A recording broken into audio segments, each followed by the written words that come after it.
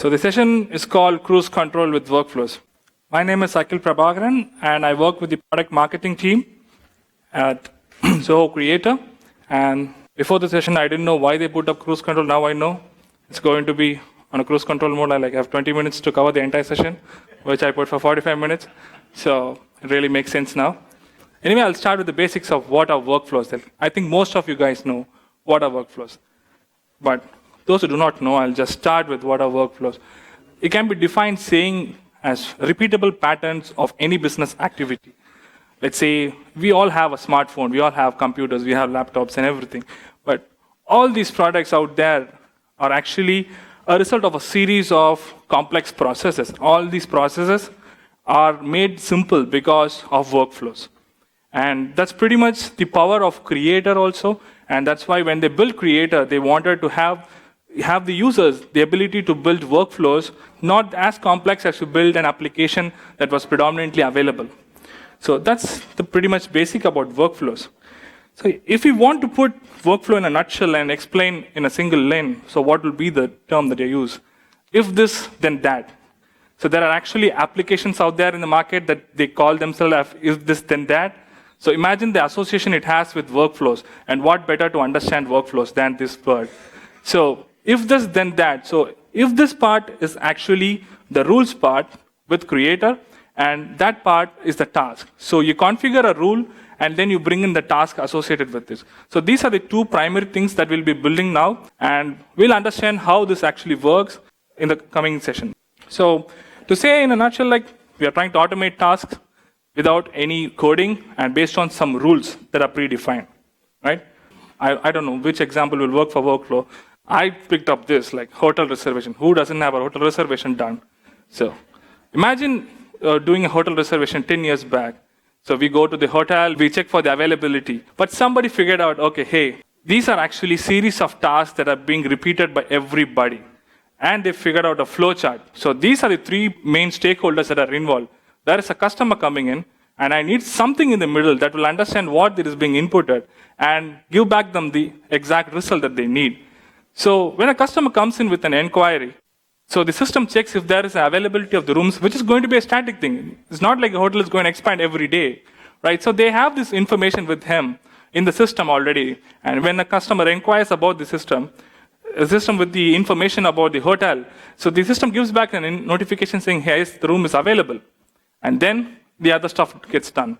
You make the payment, you get the rooms blocked, and the admin people get notified about, hey, somebody's visiting on the 9th of August, and get the rooms ready.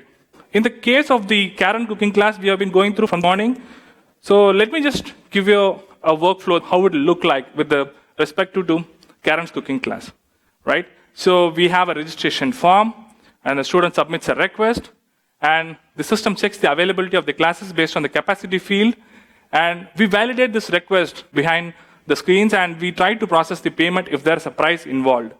And once payment goes through, we check for the payment details and verify if the payment has gone through. And if it goes through, we create a record in Zoho Creator and confirm the registration by notifying the student in this case, right? In case if the payment is not going through, it gets rejected. So then we send out an email again saying that, okay, the payment has not gone through, and you might want to do another payment after this, right? So this is basically the workflow that you need. The best practice with Zoho Creator would be to have your blueprint in hand before you go in and build any workflows. So now let's start with the automated, right? So for building it, we'll take the example with the registration form. So I think everybody has the registration form, and what you need to find is go to the registration form and look for a gear symbol at the right corner. You'll find a bunch of options there. Just pick up the automation option. And I'll also be doing it along with you. So click on the gear symbol that you find here, and click on automation. So you guys must see two tabs. Remember my earlier slides, you might have seen rules and tasks. So we're trying to associate a task with the rule that you're going to define here. So this next step would be to create a rule. Okay? So rules are essentially criteria that need to be met for a task to be executed. All right? So for this scenario, I'm going to we'll do it as an exercise with a couple of tasks, like what we are going to hide, what we are going to show, what we are going to, all the tasks will be in the coming session, right? So before that, there are 4 things that need to be taken care of when you create a particular workflow. One is the details, that's pretty much the data about the workflows. And next you see there are 3 options for execute on, right? So the 3 options here are add, update, and update, right? So add is basically when you're trying to submit a form, this particular workflow will be executed. Update is when you have already submitted a form, but you would like to edit the particular form again and probably update some other information. That's when this particular criteria will be executed. And add and update, as it's very clear, is going to be executed if you're going to edit it or submit it for the first time. So the next part is the criteria. So criteria, there are 2 options to it. One is for executing for all the records, or do you want to select some criteria here? So, and the last one is associating a particular task to this particular rule. And we will drill down on each and everything in the subsequent slides, but please note, just go through once what are the options that we have here. Field level task, notifications, success message, and redirect.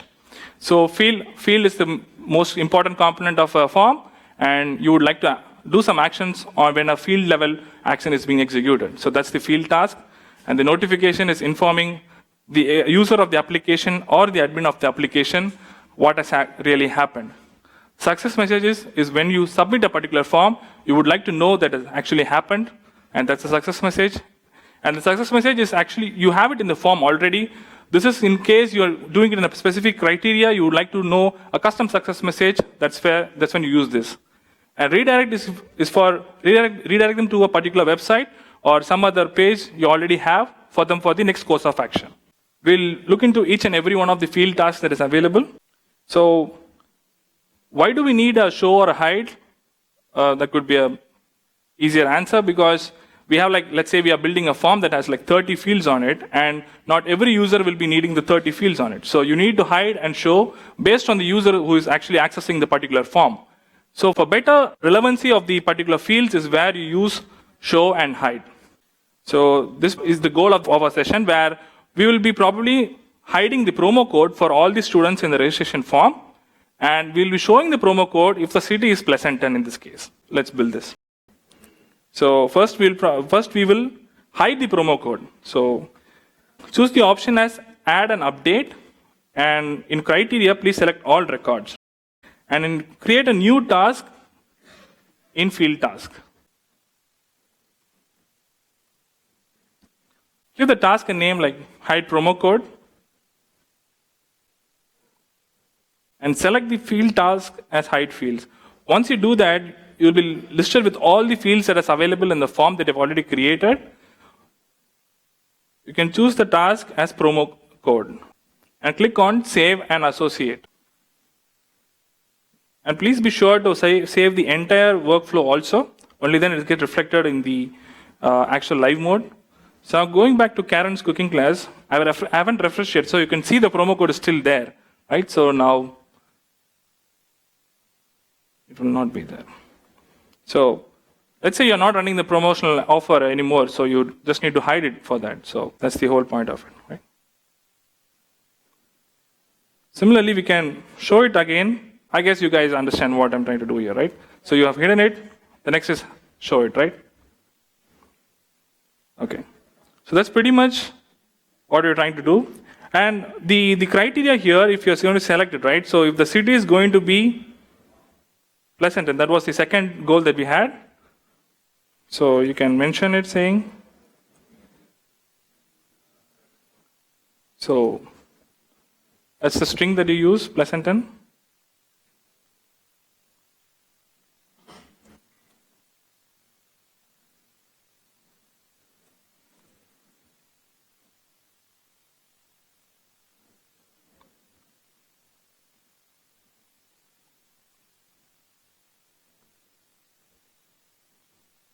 Right?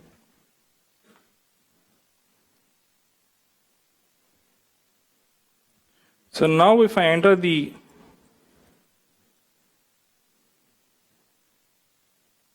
so the promo code is automatically shown, right?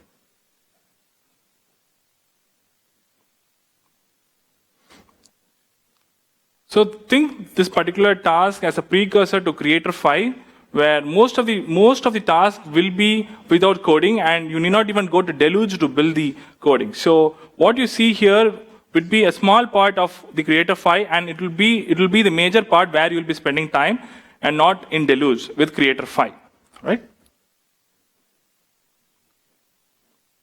So to summarize what we have done now is where I've made the changes in the registration form, and when a student submits the details, so these are the rules that we have already defined, and the task is going to show or hide the promotional code. All right. So similarly, there are other options also, where if you click on the new rule, what we have covered is show and hide. Similarly, you can disable, you can enable, and you can set field value based on criteria also. Let's say you would like to set a value for promo code to be some like PLSNT for people who are visiting from Pleasanton. So what you can do is you can select the criteria. Or the better one would be to have the pin zip code updated if they're from Pleasanton, right? So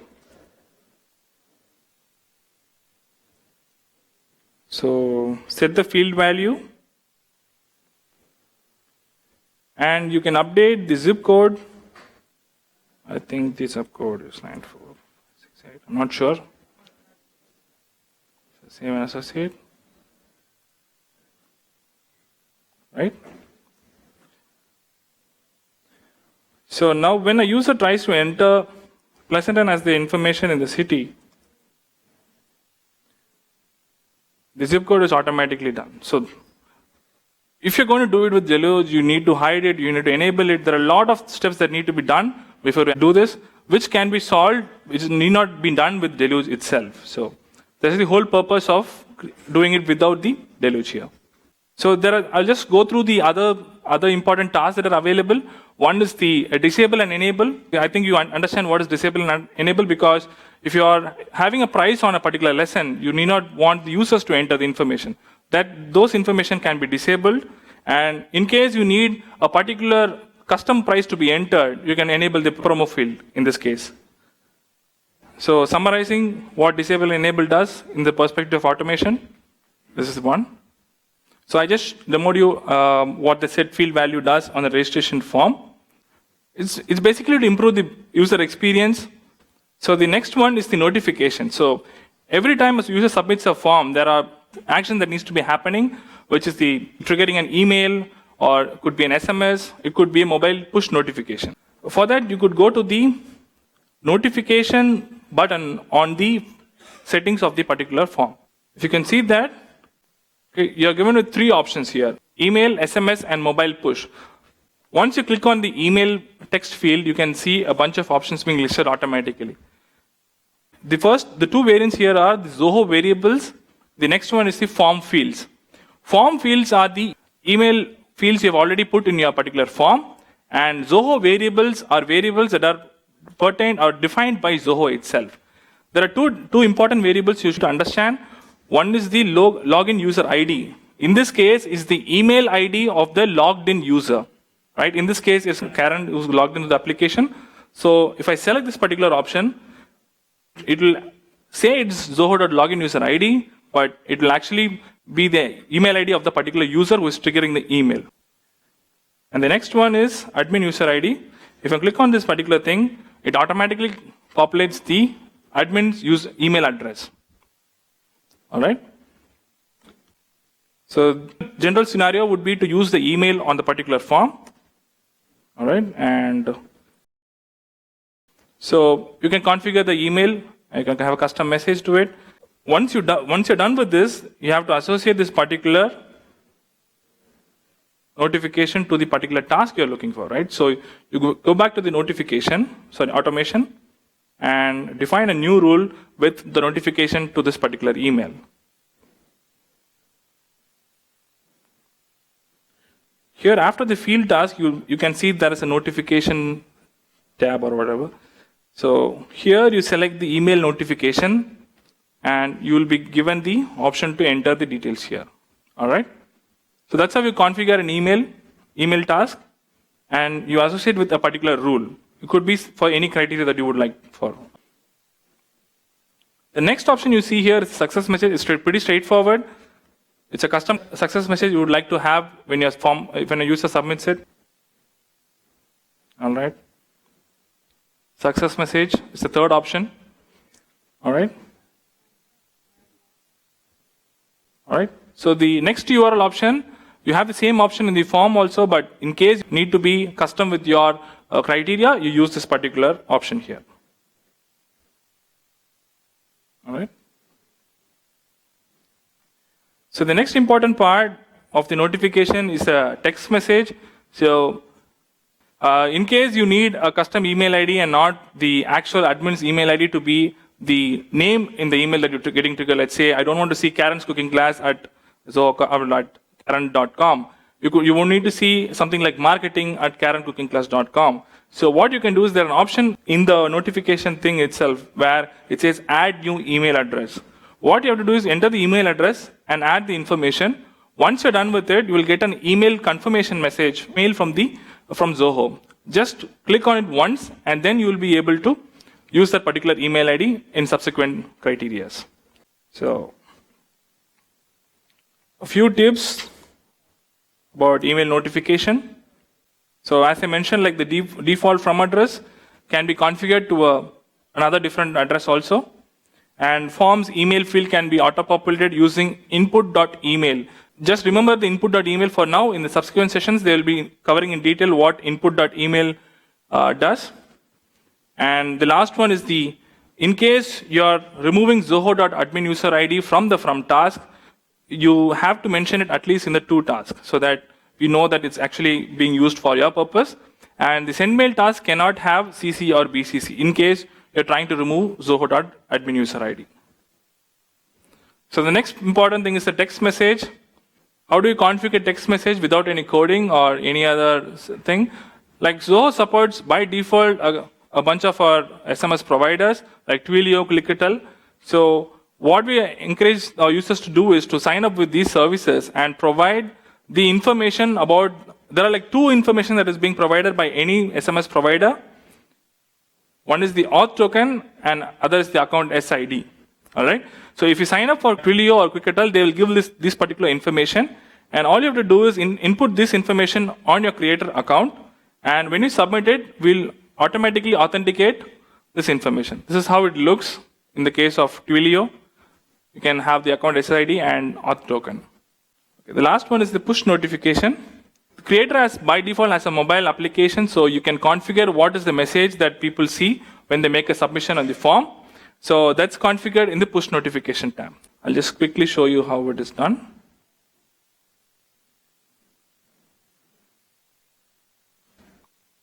So it's similar to what we did now.